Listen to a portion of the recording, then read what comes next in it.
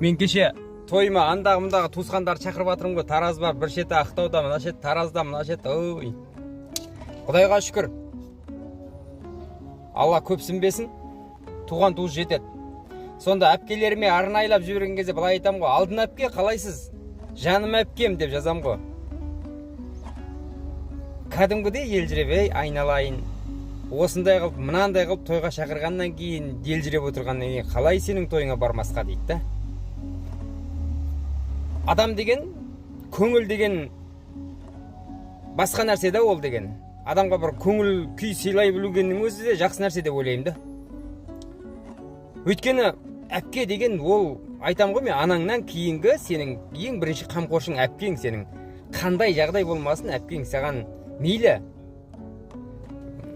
қолында 200 теңгесі болса 100 теңгесін саған береді. 100 теңгесін баласына жаратса, қолдан келгенше бауырын сен ойлап тұрады.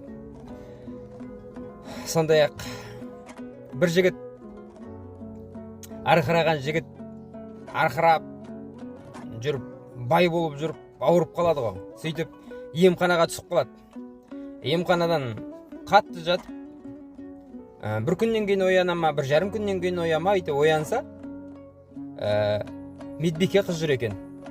Қыздан сұрап жатыр. Мен ешкім іздеп келмеді ма десе, жоқ ешкім іздеп келмеді дейді. Күрсінеп, терезеге қарап, неге олай болды екен деп қараса, қараңыздар. Жан әпкесі тұр, балдарымен, жиендерімен әпкесі тұр. Бауырым қалайсың деп жатыр. Жүрегі жарылды. Жүрегі жарылды бауырының. Құдайға шүкір дейді. Ішке кір деп кіріп, әкеліп ыссы шайын беріп, нанын беріп сөйтіп жатыр.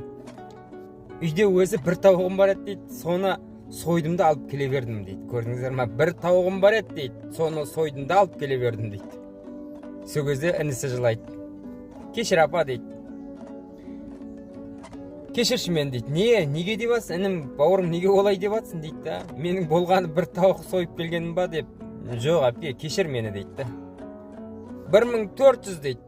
1400 телефонында контакты бар екен дейді. Барлығы менің ағайын туысқан достарым, жанашырларым деп сақтап қойған адамдарым бәрі дейді. Бірақ мен бір күн мынау емханаға түскен кезде біреу хабарласпап дейді. Я іздеп келмепті дейді. Я біреу болмаса біреу SMS жазбап дейді. Сенің барыңа шүкір, мені кешір дейді. Неге десе, қара дейді. Сонша анау 1400-дің ішінде сізде барсыз ғой дейді. Бірақ сол 1399-на көңіл бөліп, сізге көңіл бөлмеген екенмін дейді. Тым болмаса, басыңа бір орамал алып бермеппін дейді. Қандай жағдайым жақсы болып, зыңдай болып тұрсам да бір орамал сыйламаппын сізге осы уақытқа дейін дейді. Бүгіндігіні қара дейді. Бірақ оған қарамай сіз келіп отырсыз дейді. Ал менің көтермелеп, тойында қызмет қылып, барымды төгіп жүрген дос жаранның біреуі жоқ. Сондай-ақ ол әпкелер әпке. Жаным әпкелер, аман болыңдар.